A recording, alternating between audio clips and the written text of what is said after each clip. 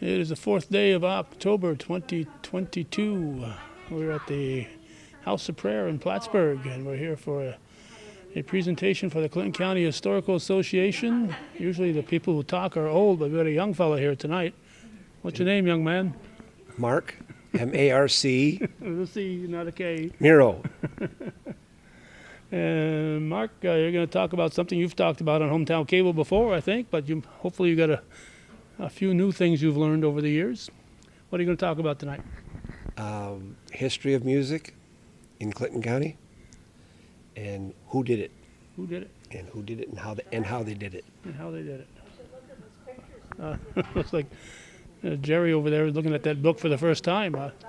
It's about time she started looking at it.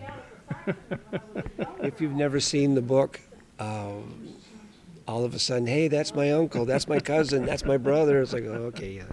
Okay, the book, the original one was 75 years Of music. in Clinton County, and you had a sequel, right? I did 75 years of music too. Part 2. And every time I did a book, a dozen people would show up and say they loved the book, but I missed this band or I missed that band. So we just kept adding on until we came up with the third book, which was all the books combined, and it's called The Entertainers. Oh, okay. That's the book you want to get. Okay, so I know rather than have these printed up and they're sitting there, you had it done online and you can order online. Is that still the situation? The book has been out of print since 2015, but I'm sure somebody could pick it up real quick. There's a lot of companies that print books. Okay. I don't. You don't, right? No. Because you didn't want to get into, it's expensive. People publish books and they got to pay for all that printing, and you're sitting on those books, and you got to sell half of them before you make $1.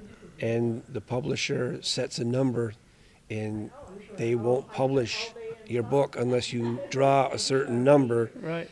And you have to lay out a lot of money. And like you say, if they don't sell, you got a lot of books. Okay, so how far back you going tonight? 1935. 1935. All right. That was before my time. Mine too. But I knew everybody that was back then. Including my uncle Chet LaValle, probably. Yes. Yes. Okay, and how recent have you done anything since 2015? Added any photos to your collection since then? I pretty much stopped the book at 2010. Oh, okay. And a lot of bands have come in since then that they'll have to do their own book. But that's why it's called 75 Years of Music, because it's from Right, 1935 to 2010. And if you do the math, that's 75 years. I hope so. Okay. That's the way I thought it worked out. Okay. Okay, excuse me, still getting set up here. We'll let you get going. I know you've got a huge line of people here looking for autographs, so I see that. yeah, so we'll let you take care of that. Thanks, Marc. Thank you, Cal. Oh, we got a few more. They're stragglers, yapping, yappers. Oops. So can you hear me? We can. Can you hear me now? Better. My voice doesn't project very well. So I wasn't really prepared to do this, but I've known Marc many years. Not that many. I'm only 19. Yeah, well, and I'm 20, so.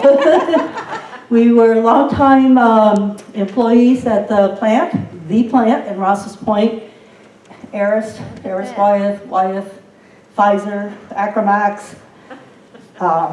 Whenever you happen to be there is when you will remember it, or maybe the pill factory, as it was affectionately called for many years. But Marc has been in a band for how many years? Over 50.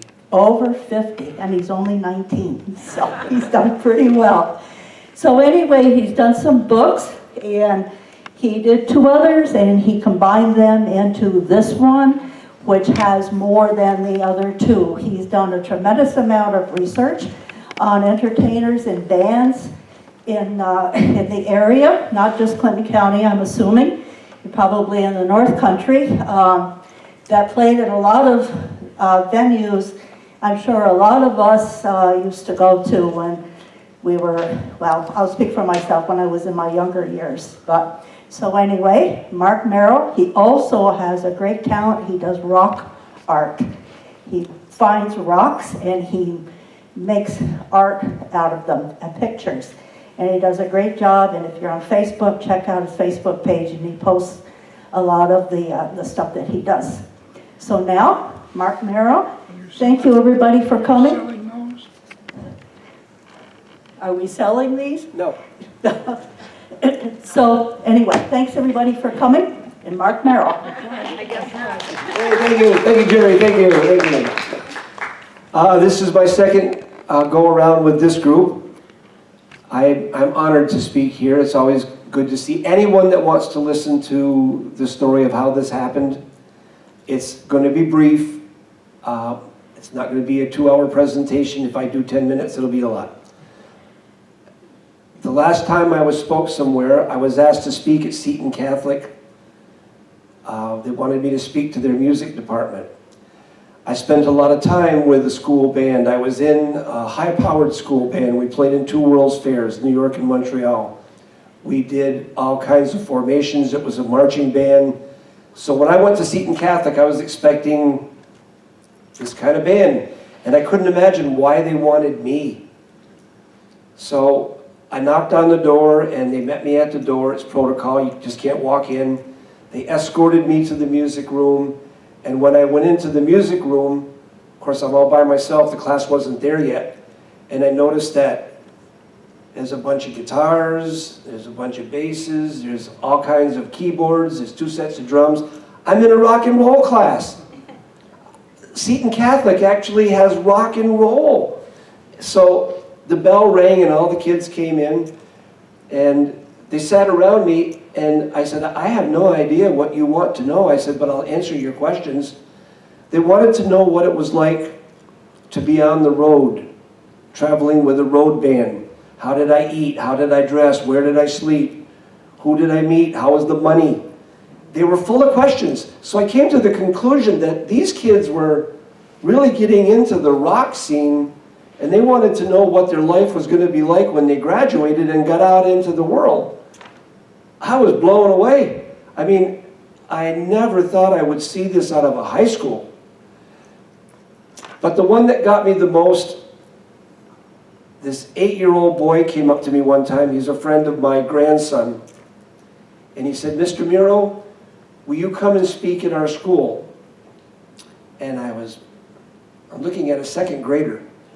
And I said, well, what do you want me to speak about? And he said, you know, the old days. I said, the old days? I said, you mean when I used to ride a horse to school? And he goes, yeah.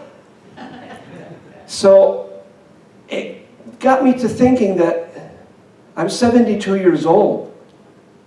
I was born in 1950. In 1950, when I was born, we didn't have a television.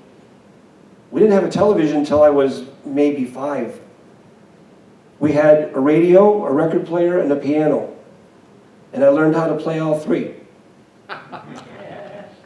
We were also taught to sing because my parents were strict Catholic, and we all had to sing with the St. Patrick's Choir. I have 2 sisters and a brother, and we were the backbone of the church choir. We listened to big band music like Glenn Miller and Tommy Dorsey. At that time, Plattsburgh had Jim Fredericks with a band called the Big Sound, Nap Light Orchestra, the Harlequins with Jimmy Miller, Chet LaValle. Hang on just a second.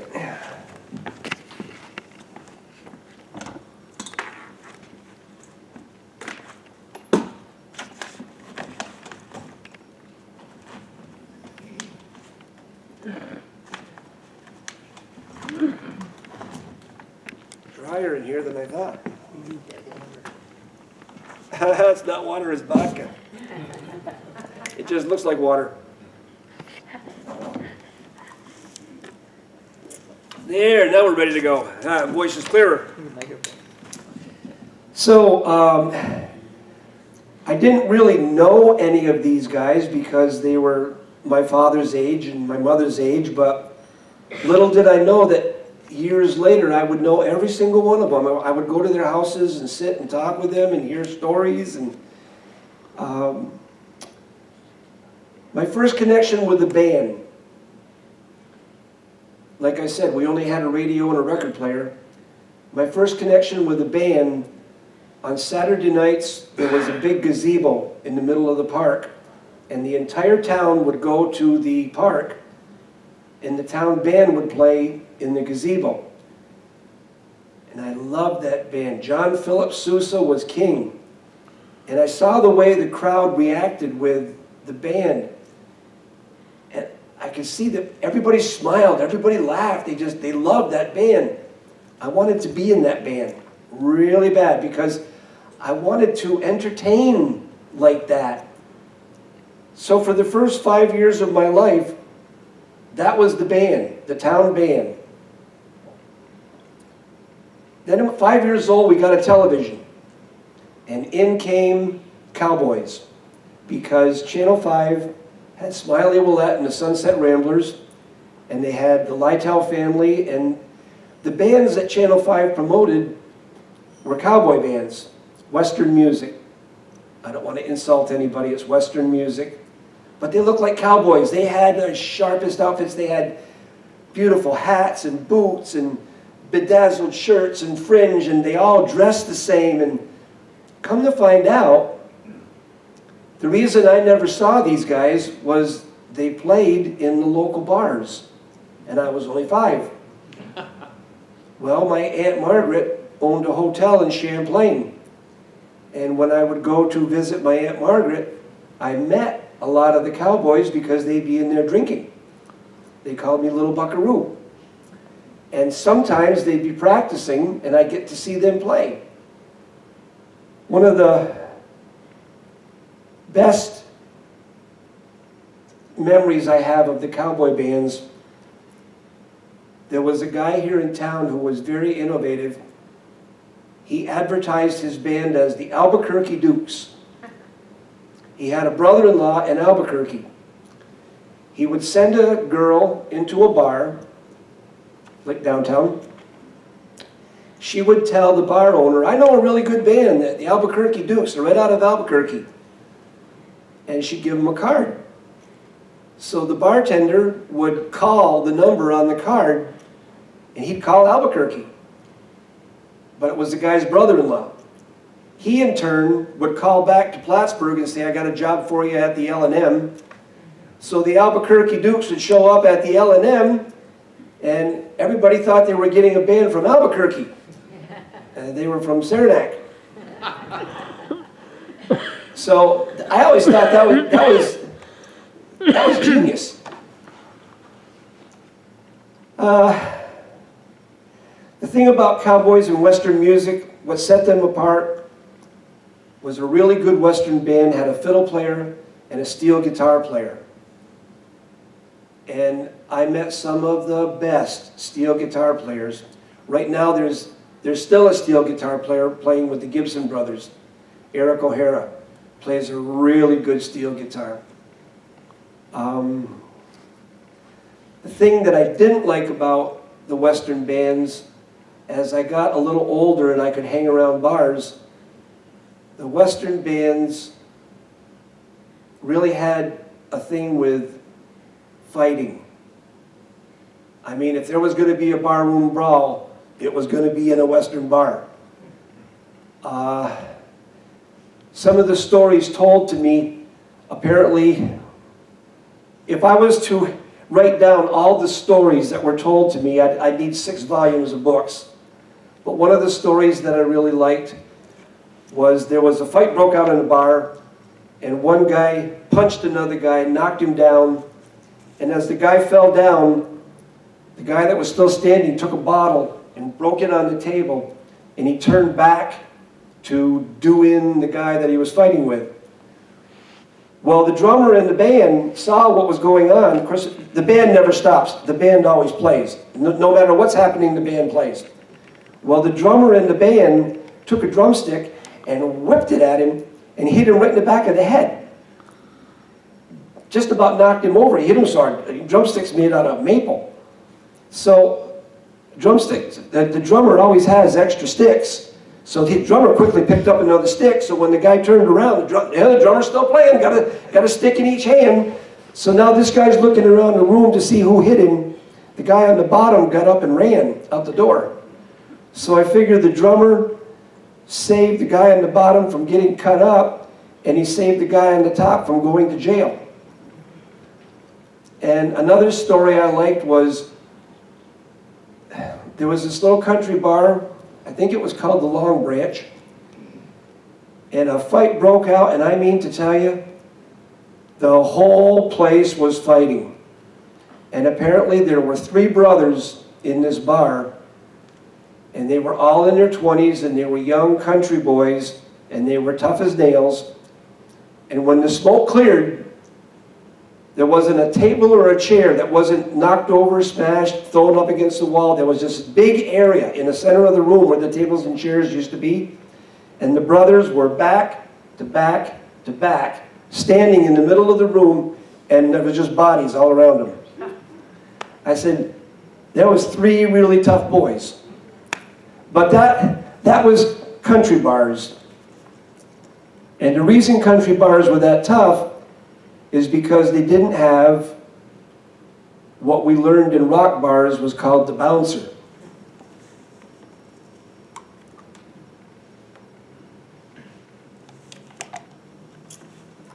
Most of your rock bars, like Brody's, you really didn't want to step out of line because they had a couple of really big boys in there that would literally grab you and throw you out the door.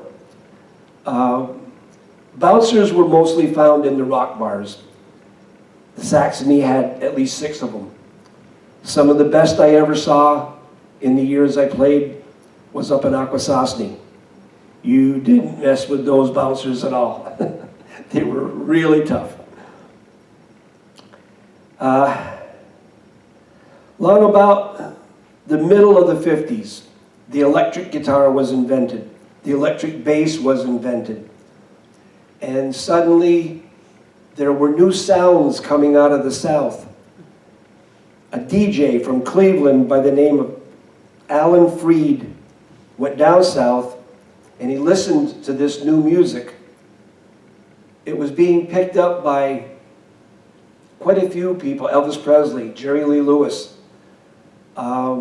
What Alan Freed heard was he would hear, this is Wikipedia now, I wasn't there. But on the Wikipedia they said Alan Freed heard different men say to women, hey baby, want to rock and roll? He was asking her to go out with him. And Alan Freed liked that, so he called the music rock and roll. And he brought it back and he played it. Alan Freed worked in Cleveland, Pennsylvania, New York.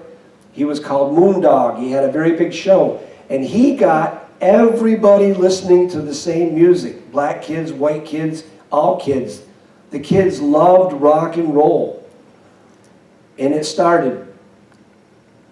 Everybody wanted to dance to this. They wanted to party to this. And kids in school started learning how to play a guitar. I bought my first guitar when I was 11 years old. I was in a school band by the time I was 12, and I learned something. We played for dance after dance after dance. Every single school in Clinton County, every school had a band. The Norsemen were in Beekmantown. The Stowaways were at PHS. The Starfires were at St. Mary's. The Ramrocks were at Champlain Central, and on and on and on. Every school had a rock band. Well, what happened was, these kids would get older, and it didn't just play school dances. In the summer, when the school was out, you'd do block dances. So you played all year long. You would play in the schools during the school year, and you'd play at block dances during the summer. So playing in a band was a year-long fun time. But what happened was, the kids that were playing in 61 and 62 got to be 17 and 18, and they graduated. Once they graduated, all of the bars were full of country bands. But these kids still wanted to play.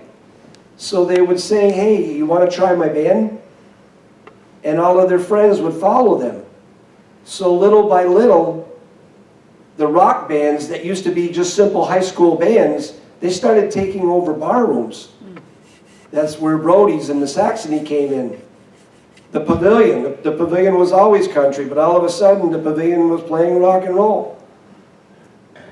And then what happened after that, Vietnam was going strong, and these young men that were now 18 and 19, they would get drafted, and the band needed a guitar player. Well, every band knew who was playing in the high schools. If you were in high school and you were a young kid and you could play a guitar, it was kind of like Major League Baseball. Like Major League Baseball, they have a farm team, and then they have the pros, and you get called up from the farm team. If somebody in the pros gets hurt, you get called up. Well, I got drafted when I was 15. I was 15 years old, and I was playing with a band at the Pavilion because they had lost their lead guitar player. So at the age of 15, I was playing every Friday and Saturday night of my life. I would go to school on Monday, and I had more money in my wallet than most of the teachers. You think I'm going to quit that job? No. By the time I was 18, I had been playing in bar rooms for 3 years, and I went out on the road. We then went to St. John's, Quebec. There were 3 big hotels up there. And they loved American bands in Canada. Oh my God, did they love American bands in Canada. There was the Windsor, there was the Richelieu, and there was the Fontainebleau. We were playing at the Windsor. There was a band from Malone playing at the Fontainebleau, and there was a band from Burlington playing at the Richelieu. So it was all American bands. And you can't imagine what it's like to be 18 years old, living in a hotel, playing every night of the week for just crowds that really appreciated you. Oh.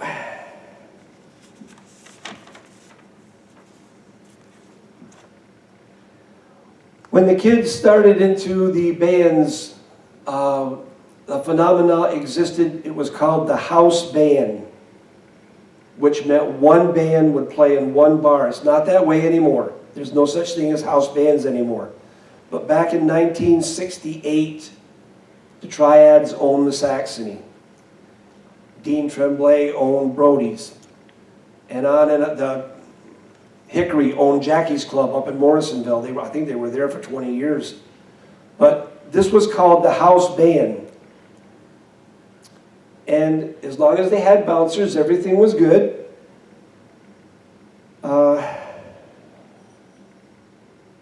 The British invasion created all new sounds. Everybody wanted to be the Beatles. New things came in. The wah-wah pedal and the fuzz box came into play.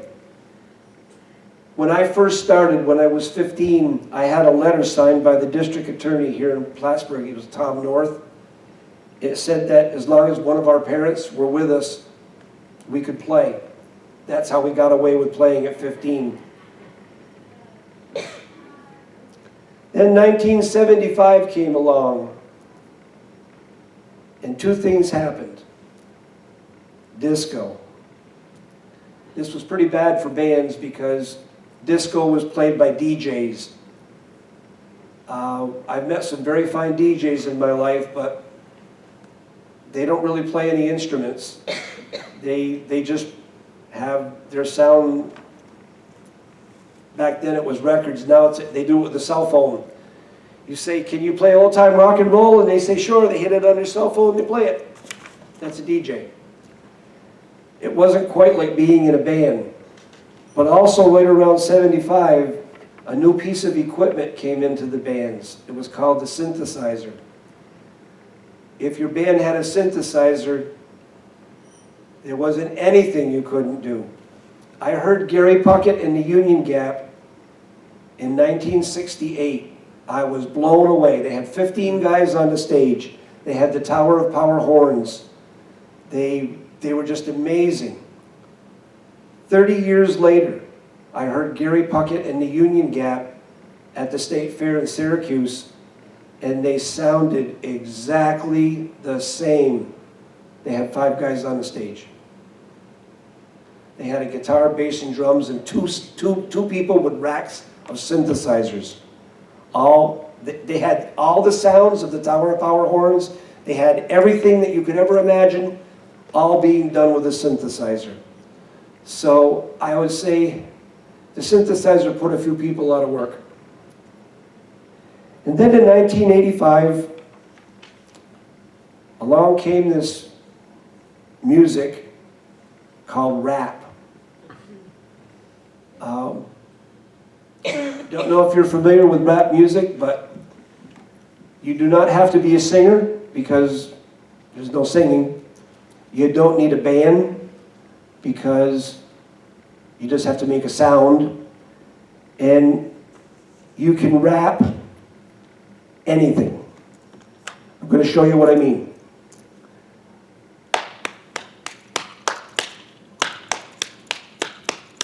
Down in Louisiana next to New Orleans, back up in the woods amongst the evergreens, stands a little cabin made of logs and wood. There lives a country boy named Johnny Be Good. Johnny!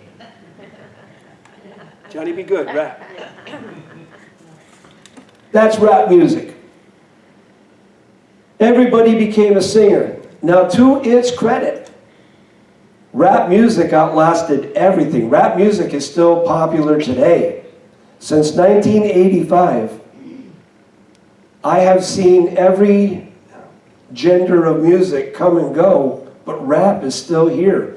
And I do believe it's because anybody can sing rap. Anybody can cut a rap record. I mean, it doesn't take an awful lot of talent to be a rapper. You just have to know how to make a sound and rhyme.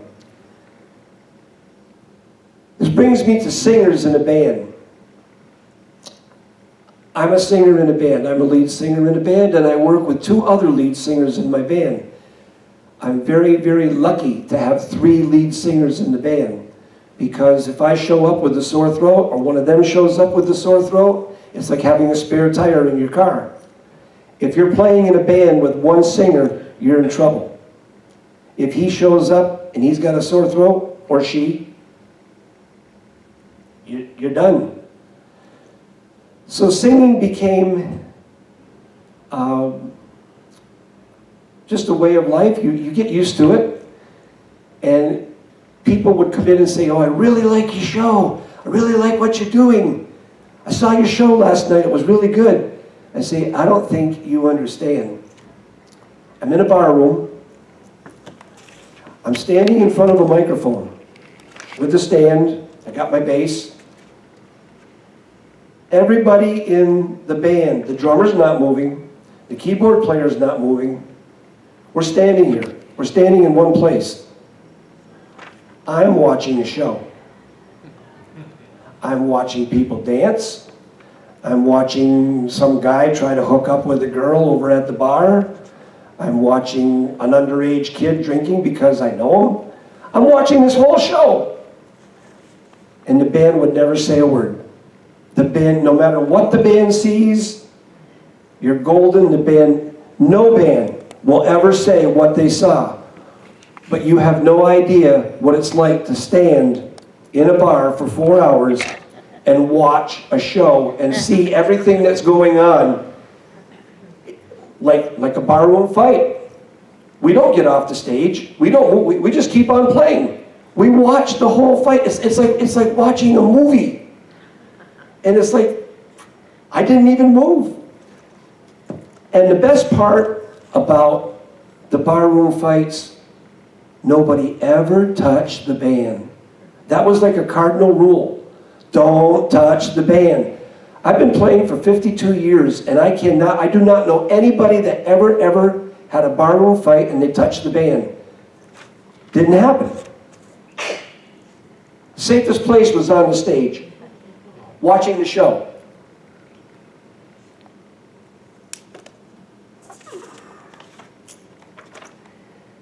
Coming down to the end. Hope you're not bored anymore. As a singer in a band, somebody will come up. This is common. Usually some good old boy from the bar will come over to you. Hey, my girlfriend can sing. She's the best singer in the world. Can she sing with your band? Sure, bring her up. And you say, what do you want to sing? House of the Rising Sun. Sure you do. It's only the hardest song to sing in the world. And then comes the telltale sign. You say to the young lady, what key do you want to sing it in? And she goes, key? Yeah, you got 7 of them. A, B, C, D, E, F, G. Pick one. Because anybody can sing. Anybody can sing if you know the key that fits your voice. If I'm in a bar, and this has happened, and the band knows me, and they'll come over to the table on a break, and they'll say, Marc, you want to come up and do a song? I'll say, sure. Let's do Mustang Sally in C.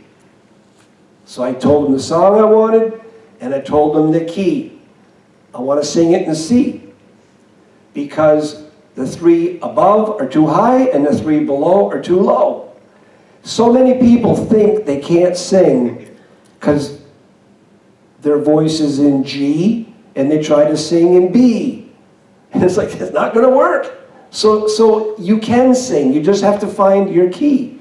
So now I got a girl up on the stage, and she wants to sing House of the Rising Sun, and she has no idea what key she wants to sing it in. So we pick one, and it's a disaster. And it's our fault, because we played it wrong. Happens all the time. Singing in a band is just what everybody wants to do. In 2007, I retired. What year did you retire? 2004. Oh, well, you're just a little older than I am. I retired in 2007, and there were some friends of mine here in Plattsburgh that had passed away. One in particular, Dave Curtin. Dave was the best drummer. There was nobody better than Dave. He went to the Eastman University of Music, and Dave was the best. He ended up in Boston. I talked to him on the phone a couple times. He even sat in with Aerosmith. I mean, he was that good. And he died. And I didn't want Dave forgotten. So I decided to do a book. Because I had that wasn't just Dave, I had other friends that they weren't with us anymore, and I said, you know, we're all going to be gone, and at least if there's a book, somebody can pick it up and say, hey, look at these guys, or I remember them. So that's what started it. And then my wife, God bless her, she said, if you're going to do this book, you need to cover everybody. You need to cover bluegrass, you need to cover folk, you need to cover western, you need to cover all the entertainers. It's not fair just to do rock and roll. So then it began. I would call somebody on the phone. I called Ray Shatra up in Dannemora, played with a band called the Knights. And everybody made me feel so comfortable. I went right to Ray's house. He told me stories, he gave me pictures. I ended up staying for supper. I went and saw Chet LaValle over at Beekman Towers. I sat with Chet for 3 days. I went to see Billy Lee Huggins. He lived in a little cabin up in the mountains. Herbie Jones, finest steel guitar player ever lived. And on and on and on. I sat with these people. I talked with them. Because I really didn't know anything about their stories and their bands. And they had all the pictures. So I put this book together.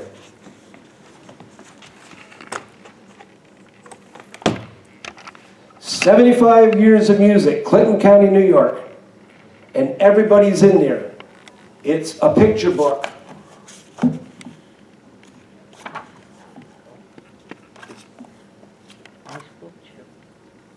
It's just pictures after pictures after pictures of every band with one thing in common: Clinton County, New York. And I was so proud of that book. And people that got this book, they praised me. Oh my God, Mark, that's the best book, but you forgot this band.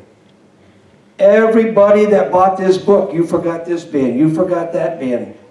So I started writing down all the bands that I forgot.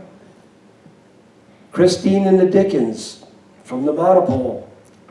I got a hold of Christine, she was in Japan. I got a hold of her through email. I said, Christine, I'm doing a book. I want to put you in the book. She said, absolutely. Take whatever pictures you want. I got a hold of the Gibson brothers. They were up in Maine. And I said, Eric, I need some pictures. He said, Mark, go to my website, take any pictures you want. Everybody was so kind.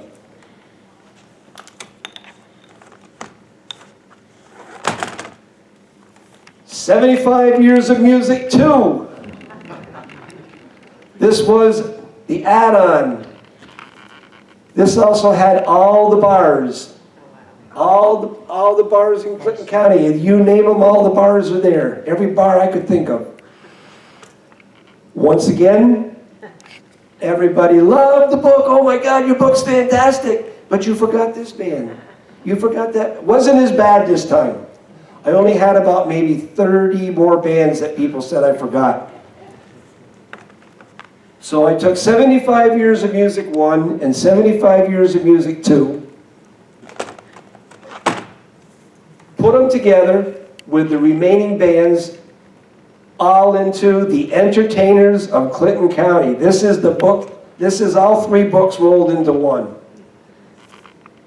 This is the one you're going to find your cousins, you're going to find the people you went to school with, you're going to find your brothers, your sisters, your aunts, your uncles. If they were in Clinton County and they played music, they're in here. Now I'm going to find a way, if this book was in print from 2010 to 2015, and then it went out of print.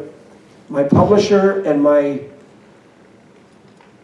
editor were in Miami, and we communicated by phone and email. My printer was in Los Angeles, California. These all were coming out of Los Angeles. And what would happen was if people wanted them, they would contact them and they would buy the book from them. I have never made a penny on a book. I have never made one single penny on any of my books because I'm not a printer, I don't print the books, and I don't have any books to sell. But what we're in the process of doing now is putting it on a flash drive. So if somebody wants the book, we can give you that book digitally on a flash drive. And I brought one down today, but apparently it's locked. Yeah. We'll do it again and get it unlocked. So if somebody needs a copy of that book for any reason, get a hold of me. I'm on Facebook. MARC, very easy to find. Just message me and I'll see what I can do about getting you a copy of that book digitally. Once you have the flash drive, you can put it on your computer. You can put it in your smart screen TV. If you got a 50-inch TV, you can pull the whole book up on a 50-inch TV. It's great. I almost think it's better having it on a flash drive. But that's about the whole story wrapped up in a nutshell. I was going to speak half an hour and I spoke 40 minutes. I'm sorry. Does anybody have any questions? We're not sorry. I hope you found it entertaining. Yeah. If you maybe learned something, or maybe I hope I didn't offend anybody. And thank you very, very much for coming out, listening to me speak. We're good.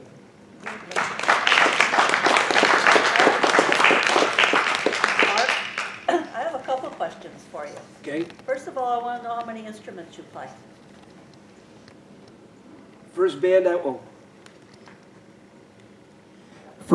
was in, I started off as a lead guitar player, and I was playing lead in a high school band. And the band at the Pavilion lost their bass player, and I really wanted to go big time. They offered me the job as a bass player. So I went out to Chet Hayes' music store, bought a bass, and I took the fastest course in bass you ever saw, and then 2 weeks later I was at the pavilion playing bass. Then I went to 6 or 7 bands. I played drums. Then when I started with Frozen Sunshine, I was a keyboard player. And then when Frozen Sunshine went to a trio, I went back to playing bass. So I guess everything. I can sit in with anything up here. Now, if you give me a tuba, I'm going to have a problem. But anything in a rock band, I still find synthesizers fascinating just with all the sounds you can get. And they have drums built in, and they have everything you could ever. A synthesizer is the key instrument. My son plays a synthesizer with a band here in town called Glass Onion. And I have a grandson that's 16 years old, and the kid's phenomenal. So we're going to keep going for a while. Did your parents both, were your parents both musical? My father played drums, my mother played piano. Everybody in my family, my aunts, my uncles. When I was a kid growing up, I just thought all adults played instruments because every adult that I knew played an instrument. I mean, it's like, no matter where I went, somebody was, mostly piano players. Piano was the big, everybody played piano. We were all taught piano before we learned anything else. My mother insisted that we all learn piano. So, I guess it's a stepping block. Anybody else want to know anything? Well, I guess what's a standard rock band then? Right now, standard rock band would be guitar, bass, drums, and keyboard. So just 4. I'm working with a trio. It's a power trio because my lead guitar player also plays keyboard. He does both.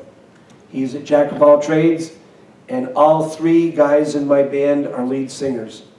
So we've pretty much got it covered. We'll be at Vesco Ridge Saturday night.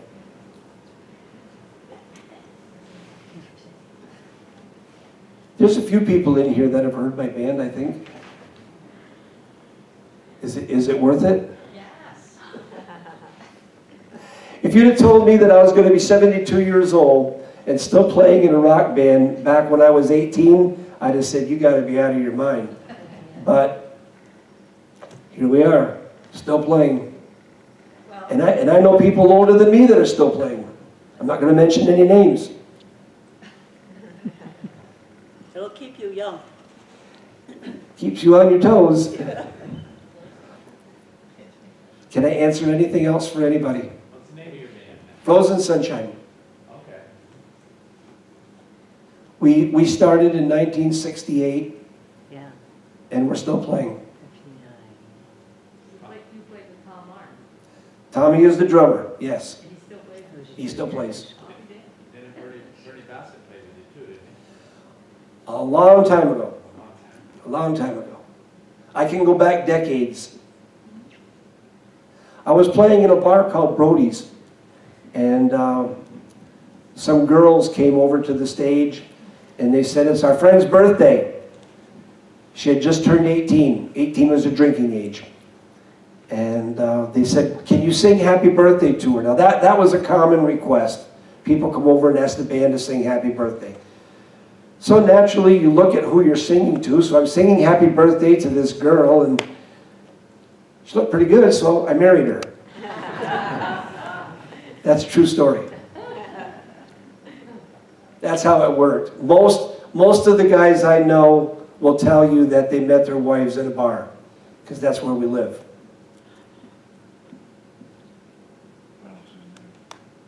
Is Hal Mero your brother? Yes. He's the third singer in the band. Oh, he plays with you guys. Hal was with Hickory for Yeah. decades, and when Hickory broke up, Hal came with us. Okay. But Hal is multi-talented. Hal can play probably 10 instruments. I know he's my brother, but you can't get more talent than that. Anyone else want to know anything? Good crowd. Thank you all very much. So we have thank you everybody for coming, but Mark, you mentioned happy birthday. Would you like to sing happy? We have a birthday in the house, not today, but tomorrow, and it's Mr. William D. Laundrie. And I think we should William. sing happy birthday to Bill. Sure did. We do it, in the band, we do it like this. Ba-dum-ba-dum-bum-bum. Happy birthday to you. Happy birthday to you. Happy birthday, dear William. Happy birthday to you. Ba-da-da-da. You got it. I didn't rap it. Thank you. Thank you everybody for coming, and we're going to try and have a copy of his book available through the Yeah. through the I'm museum. so sorry.